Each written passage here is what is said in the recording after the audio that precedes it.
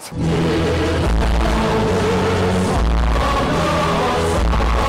Udah bangun, bisa-bisanya gue pakai intronya sama secara berturut-turut ya. Selamat tahun baru BTW ya guys ya. Tak terasa bahwa 2023 sudah berakhir aja dan kita sudah masuki tahun baru yaitu 2024. Ya, tahun 2023 berjalan begitu cepet kayak RP19. Tiba-tiba udah kelar dan berakhir aja. Nah, setiap tahun baru pastinya kita membuat sebuah harapan untuk tahun baru ini tuh dengan target tercapai pastinya ya. Tapi yang namanya harapan, seperti yang gue bilang di video kemarin, gak semua yang kita harapin akan terwujud, dan gak semua yang kita takutin akan terjadi. Apalagi kalau harapan ini bukan buat kita sebenarnya, tapi untuk orang lain. Ya kalau kita nih sekarang ya F1 lah ya. Nah, gue yakin banyak dari kalian yang udah memiliki beberapa harapan untuk F1 2024 ini. Dan gue bisa tebak kalau harapan kalian pastinya tinggi. Tapi sini gue akan menjadi musuh kalian dengan membuat video ini. Nah, hari ini gue akan membahas mengapa kalian jangan terlalu berharap sama F1 2024.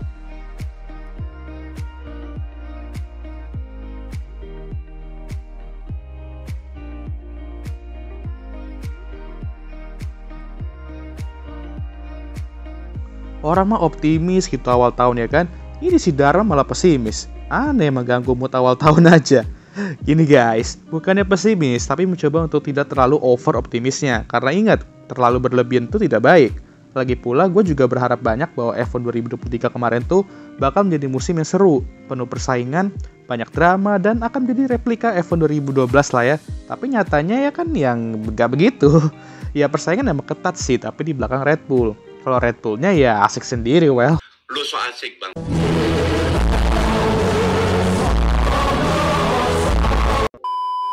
Ini lagi masih awal tahun loh, dar udah Wilhelmus saja. Tapi gue memiliki beberapa alasan mengapa kalian jangan terlalu berharap banyak sama F1 2024 agar kalian gak terlalu kecewa berat nanti di akhir tahun. Nah, yang pertama tuh jangan terlalu expect Max bakal mudah untuk dikalahkan. Sejak kapan orang berpikir bahwa Max mudah untuk dikalahkan ya kan? Lah bang, kita kan punya Charles, George, Lando, Lewis, Carlos, Oscar, dan jangan lupakan juga Fernando Alonso yang berpotensi bisa menggusur Max ya kan? Well, harus diakui bahwa grid F1 sekarang itu emang penuh dengan talenta, stack banget lah pokoknya. Adalah nyaris dari setengahnya itu memiliki potensi untuk jadi juara dunia. Jarang-jarang ya kan kita memiliki grid spek itu dengan talenta. Gak heran juga gak banyak perubahan di driver transfer dari 2023 ke 2024. Karena ya buat apa melakukan perubahan ya kan?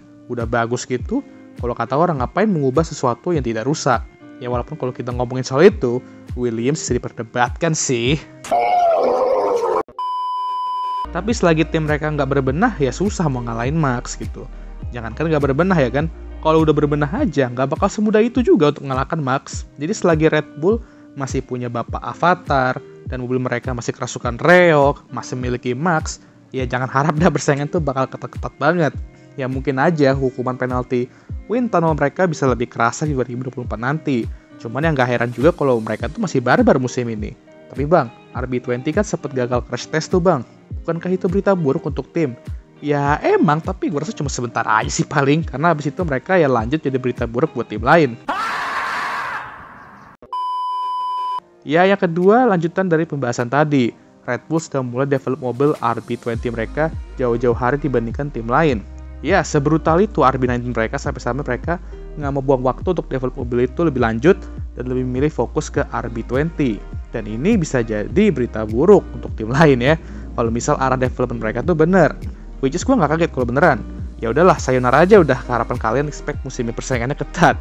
Itulah kenapa gue bener-bener bakal nge-roast tim-tim lain nih kalau misal Red Bull masih mendominasi. Seperti gue bilang tadi, grid ini penuh dengan talenta, tapi hal itu bisa terbuang sia-sia kalau tim mereka yang nggak bisa membuat mobil yang bisa menantang Red Bull. Itu aja ketakutan gue sama F1 sekarang. Dan 2024 takutnya hanyalah kopasan dari 2023 tuh bakal lebih parah lagi. Tapi gue harap enggak lah. Mungkin Max tetap aja jadi juara di musim ini, tapi minimal persaingan ketat lah sampai akhir musim lah kalau bisa. Ya sebenarnya dua hal itu aja sih, hanya dua tapi ya cukup besar gitu pengaruhnya.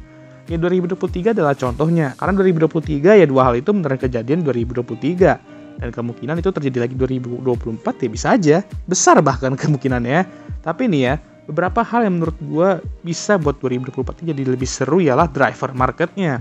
Karena sejauh ini baru 2 tim yang fix driver line-up-nya untuk 2025, yaitu Mercedes dan McLaren. Tapi itu pun bisa berubah-ubah juga kalau misal terdapat sebuah klausa atau drama terminate kontrak seperti di MotoGP musim lalu ya. Nah, perpindahan pembalap untuk 2025 bakal seru sih, dan gue yakin bakal banyak perbincangan mengenai ini. Apalagi soal kursi kedua Red Bull ya kan.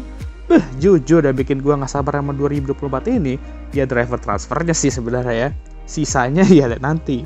Kalau persen ketat ya bagus, bisa nggak bosen nontonnya. Kalau Wilhelmus, ya adalah Go with the flow. Oh ya, satu lagi yang bikin gue excited sama F1 2024 ini ya sebenarnya bukan di F1-nya sih, tapi di bawahnya, yaitu F2 dan F3. Banyak pembalap junior yang bakal menarik perhatian gue dan mungkin kalian juga di 2024 ini. Dan seperti yang gue suka bilang, kalian harus nonton F2 dan F3, kan disinilah kita bisa lihat pembalap-pembalap yang nantinya akan jadi masa depan F1, pembalap muda ini ya. Jadi emang bukan F1-nya sih, tapi berpengaruh lah ke F1-nya nanti di masa yang akan mendatang. Ya intinya begitulah ya. Gue sih jujur ya berharap 2024 tuh bakal menjadi tahun yang seru untuk F1. Tapi balik lagi, gue juga berharap banyak tahun lalu, tapi kenyataannya kan gak sesuai harapan, seperti yang kita semua udah tahu lah ya.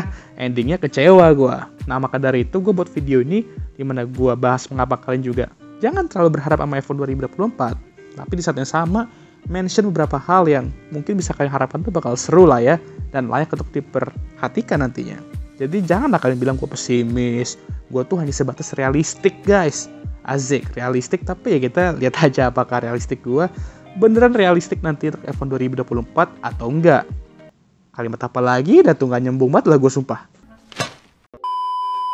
Oke lah, sekian video kali ini. Gimana menurut kalian? Apakah harapan kalian untuk F1 2024 ini? Dan mungkin kalian bisa selingin prediksi juga ya untuk F1 2024 ini. Nah, kalian tulis saja komentar kalian kolom komentar. Dan jangan lupa like, subscribe, dan share video ini. Dan jangan lupa juga untuk menyalakan lonceng notifikasi agar kalian semua tahu ketika gue ngupload video baru. Jangan lupa juga untuk follow Instagram gue. Dan seperti biasa video ini akan ditutup oleh... That's it! Ta-da!